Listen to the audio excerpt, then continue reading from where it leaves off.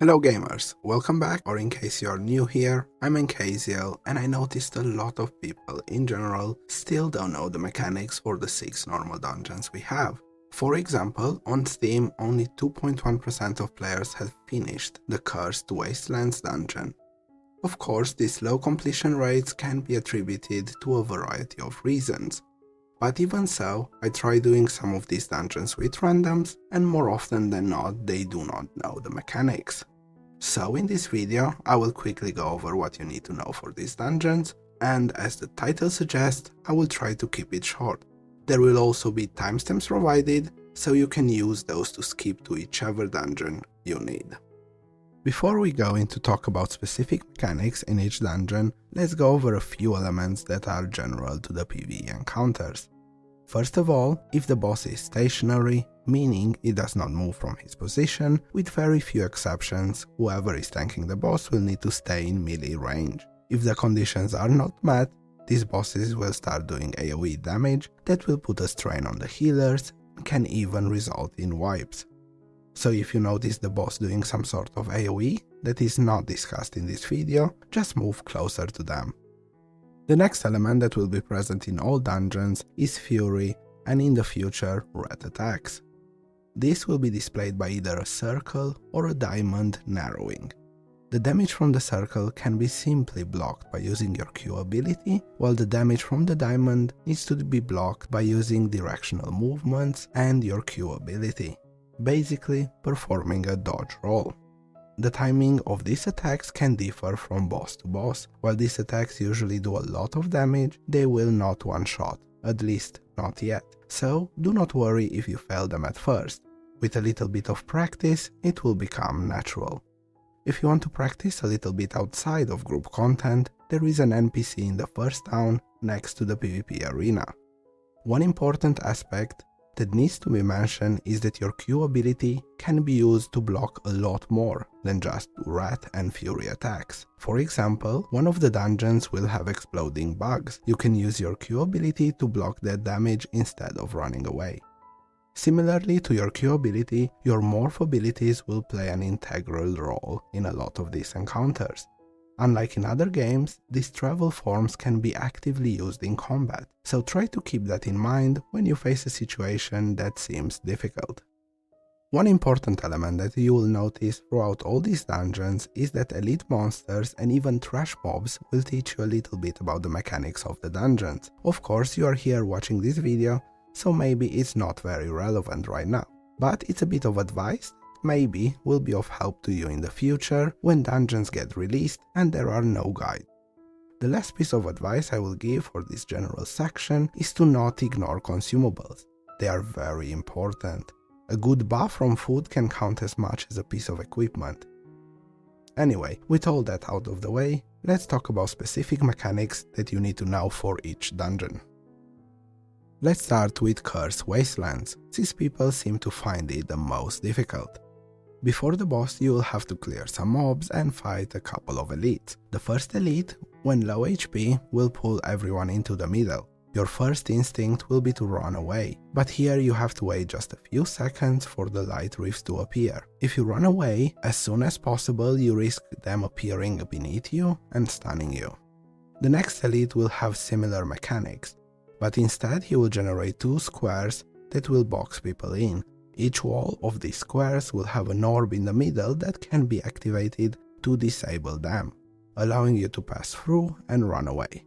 Once you defeated the second elite, you will fight the boss. The boss room consists of a circle split into 3 triangles, divided by lines of light. Just like the light zones throughout the dungeon, stepping on them will damage and stun. Some dash abilities or teleport abilities can be used to cross over, but it must be done with utmost care. The tank will occupy one of these triangles alone, because the boss does a triangle-shaped AoE attack, while the other triangles will be occupied by anyone. Make sure there is at least one person in each triangle. There will be 2 main boss mechanics to watch out for, and they both appear in the form of an orb above the targeted player. The first and most important one is the purple orb. This will usually appear on the person closest to the boss, which most of the time ends up being the tank. This mechanic will have the boss spit out a wave of deadly poison at whoever was targeted. The one targeted has to rotate around the boss for about 40% of the arena. To do this unimpeded by the light walls, other members of the party have to remove them in order, and that is why you need at least one person in each triangle. These walls can be removed by activating the horns at the end of each wall. Usually before the fight you decide which way you move, either clockwise or counterclockwise, so you can open the gates in order. It's important to note that the one targeted by the boss needs to stick close to the boss, as it makes it easier to rotate. Also, equally important, it is not to open the gates way too early as they have a cooldown. After the boss is done with this mechanic, people need to position themselves similarly to how they did initially, with the tank ending up alone in a triangle. Which triangle people choose does not matter. There are multiple ways to do this mechanic, either moving the whole party 1 or 2 triangles, or even the tank doing a full circle and ending up in the same position they were at the start.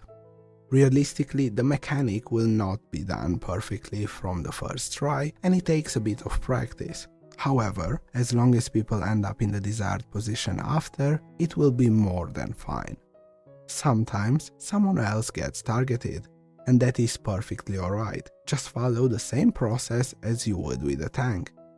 This is why it's important for everyone to be aware how the mechanic works and not panic regardless of who is targeted. The second important mechanic is the red orb. This will appear on one or multiple people. The people marked by this need to move towards the outside of the area, preferably in the middle between the 2 horns. Once the red orb disappears from above their head, the person needs to run away from the location quickly. In about 1 second, a massive black hole that pulls people in will appear. Pretty simple mechanic, just requires paying attention to your character. There is also a small AoE damage area that spawns under people, and the boss will perform fury attacks that need to be blocked, but it's pretty standard for PvE content. That's about it. It might sound scary, but it's not that hard after a little bit of practice. Let's move on to the next one. Butcher's Canyon is considered the second most difficult because it requires a little bit of cooperation and coordination. There are a couple of elites around the dungeon. However, in this dungeon, what you are looking out for are a few normal mobs, first of which will be called Shapeshifter, and they will transform one person into a sheep. This transformation can be passed from one player to another, and if not removed in about 5 seconds, the affected player will die. This timer is reset when the transformation is passed to someone else. Keep in mind the same transformation cannot just be passed back. To remove this transformation, a shapeshifter mob needs to be killed. Once killed, a blue magic circle will appear on the ground at that location. The transformed player just needs to step on it, so basically, kill the shapeshifter. The other mob to watch out for are Shadow Orc Shamans. These mobs will link themselves to another mob, and they need to be crowd controlled before they take damage. Specifically, you will encounter 2 of these mobs in the middle of a fire circle. Here you will have to use some form of hard crowd control on both of them at the same time. You will notice that to get to them, you will need to jump over some fire rings. This acts similarly to Rays of Light in the other dungeon, however, unlike in Wastelands, they can simply be jumped over. After you kill these mobs, you can activate the altar in the middle that will disable the fire circle. That's about it for mechanics that you need to watch out before the boss. It should be noticed that this dungeon has a few bridges and monsters can be pushed off these bridges using knockback abilities. However, I often see people spending way too much time trying to achieve this. If you don't have enough knockback abilities, just kill the mobs. Now let's talk about the main boss. The one thing that you'll want to determine before you start the fight is if you go left or right for the ship mechanic, and who goes left and who goes right for the other mechanic. I know it's a bit confusing, but it will become obvious in a second why. The first major mechanic will involve the boss pulling everyone in and fire circles appearing on the ground. These need to be jumped over to escape. Those that do not escape from this fire circle will die. So the objective is to try not to be in the circle when the boss does the massive AoE. There is a problem, however. One of the party members will be transformed into a sheep, and while transformed, they cannot jump. So the transformation needs to be passed from one player to another over the fire circles. Outside the fire circle, there will be two shapeshifters, one to the left and one to the right. And here is where your initial decision to go left or right will matter, because you need to pass the sheep over these circles while one or two members of your party kill the shapeshifter to make the blue circle appear. The next mechanic is similar. He pulls everyone in, however this time he just crowd controls one of the party members, rooting them in place. For this mechanic, people need to go both to the left and to the right and activate both altars. This will disable the fire circle and allow the person crowd control to run out of the area. Other than these two major mechanics, there are three others. The boss will do some fury attacks, a jump attack that can be dodged by simply jumping at the right moment, and he will also spawn red meteorites, but it's basically don't stay in the red. Personally, I think this dungeon is harder than Wastelands, because it requires everyone in the team to properly coordinate. Realistically, nothing here is truly hard, so with a bit of practice, everyone will be able to complete these dungeons without a problem. Alright, it's time to talk about the next dungeon, Tyrant Isles. Unlike in the previous dungeon, here you will have 3 elites and the focus will be on them. The first one will turn invisible, and all you need to do to reveal them is to activate one of the coral flowers around. So it's advised to fight him next to one of these flowers, so when he turns invisible, you can easily reveal him. A side note here is because of how invisibility works in this game, the monster can be still damaged by AoE attacks, just not by targeted abilities. So if he is close to dying, you might be able to kill him even while he is invisible. The next elite you will fight will have one ability to watch out for, and this is a wave that starts the gate behind him. This wave can be easily jumped over. Because the wave is generated at the gate, it is advised to fight him a little distance away from the gate, so you have a little bit of time to prepare for the jump. The next elite is one that will charge at players. There are 4 pillars around the area where you fight him. The targeted player will have an orange aura around himself, and all they need to do is position themselves so the pillar is between them and the boss. Now for the main boss. You probably figured it out by now, all these bosses have 2 major abilities. His first one is pulling everyone to himself and transforming players into rats.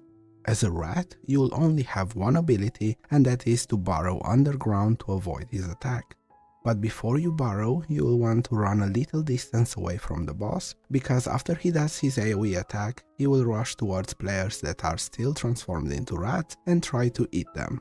To remove the transformation, you will need to run and pick up one of the blue flowers.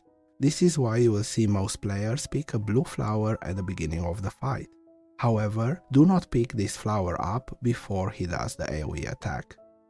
The next mechanic involves the same attack, however to dodge it this time, you will need to step on one of the geysers that get activated. Only the geysers that are bubbling will protect you from this attack, so be careful which you choose. Other than these 2 mechanics, he will drop some bombs that you can simply sidestep, and of course he will do fury attacks similar to other bosses. Personally, while this is not a very hard dungeon, I found it to be the most interesting because you get to play as Ratatouille. Let's move on to the next dungeon, and this will be Death's Abyss. In this dungeon, crowd control abilities will be extremely important, such as silence, stun, sleep, whatever hard crowd control you have. The monsters called Arbiter will say "I will kill you all." After this, you will have a few seconds to use crowd control abilities on them. Otherwise, they will do a massive AoE that will kill most squishy players. Same goes for elites. You have to use crowd control abilities after they warn you of their intentions to end you. The second elite, which is the commander, however, will have a shield that makes him immune to crowd control. So before you can CC him, you have to remove this shield. It's advised to save high damaging abilities for this moment. With the elites out of the way, it's time to talk about the main boss. Carnix is a Green Reaper looking fellow and he is a bit annoying, especially if you go in unprepared. Before we talk about the main mechanics, I want to talk about one of his side mechanics, and this is because performing this side mechanic correctly can and will result in a much easier run. He will teleport 3 times to players that are furthest away from him. After he teleports, he will do a cone attack that knocks people up. This attack can be easily sidestepped, however, when you do so, you must make sure that the attack is aimed away from the party. After this mechanic, he will usually teleport to the tank and do a fury attack that can be interrupted with any hard crowd control ability. So the tank should have that covered. Now let's talk about the main mechanic. After the teleporting mechanic, he will spawn 3 sites that damage and follow 3 players in the party. They are fairly easy to outrun with your ground morph. However, you need to make sure you do not use too much stamina, as you will need it to block his fury attack soon after the chasing site mechanic ends. Also, after the chasing sites mechanic ends, he will mark 1 player, and everyone needs to group on that player and share the damage. It's advised for people to move towards the middle of the arena when they are marked to make it easier for people to group up. If someone fails to group up, they will be feared and lose control of their character. As a result, they will probably take a lot of damage and not be able to block the fury attack, so they could potentially die. Immediately after the damage sharing mechanic, he will do a fury attack, so have your Q block ready. That's about it. He will repeat these mechanics until he dies. It might seem scary, but just like the other bosses, practice makes perfect.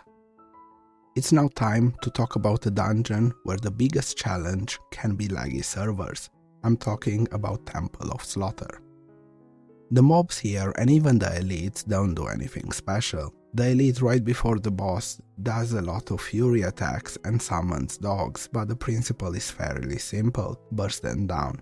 However, we get to the boss, things are a little bit different. The main mechanic in this boss fight has the boss jumping into the middle of the room. Because of this, it is recommended to move the boss slightly from the middle to make it more evident when the mechanic is about to start. For this mechanic, 1 player needs to pull themselves using the grappling hook and reach the area directly on top of the boss and activate the mechanism there. This will involve using your flight morph.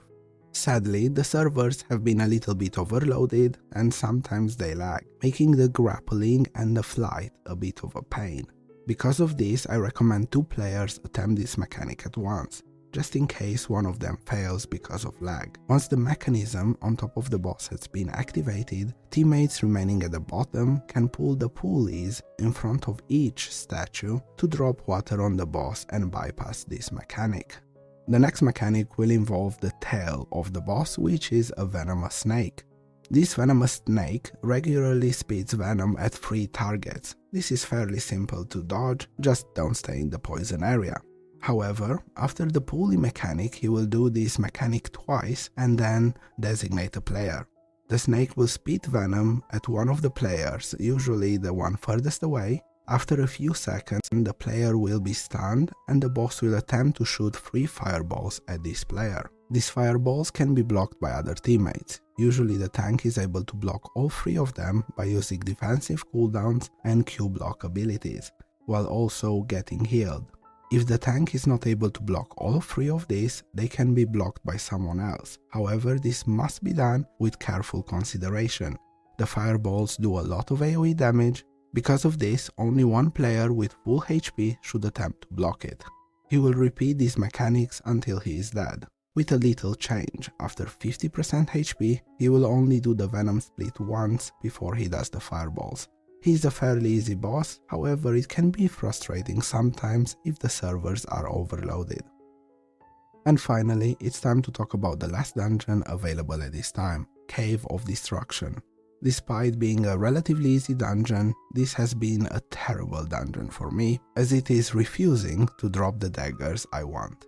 Anyway, let's move on. Similarly to other dungeons, you clear a lot of mobs. The only thing of note here is that there will be a lot of exploding ants. They walk up to a player and after a second they explode. This explosion can be blocked by using your Q ability or moving away.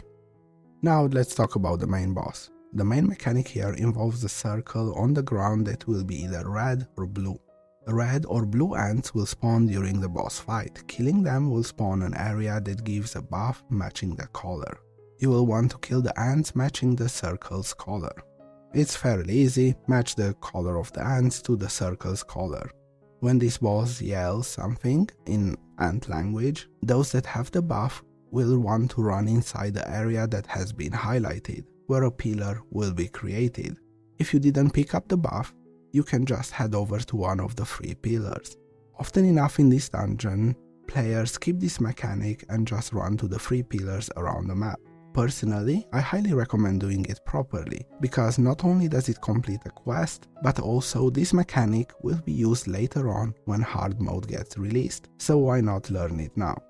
Anyway, an ant will spawn on one of those 3 pillars, and it needs to be killed to resume the boss fight. Killing this ant quickly is quite important, as the boss continues to poison everyone in the party. The other mechanic to watch out for will be the boss placing caterpillars on everyone in the dungeon. Players need to get close to each other and exchange these caterpillars. Afterwards, they need to move away from each other, as these caterpillars will explode, causing AoE damage and having a knock-up effect. It's very important to not be next to the tank, as this AoE damage together with the attacks from the boss might just kill the tank. These mechanics will repeat until the boss is down. It's fairly easy fight, being considered one of the fastest and easiest dungeons. That's it for this guide. If you made it to the end, thanks for watching, and I hope this helped you out. Good luck in your adventures in Throne and Liberty, and I hope you enjoy the game as much as I have. Feel free to like, subscribe and comment, or don't. See you in the next one, gamers.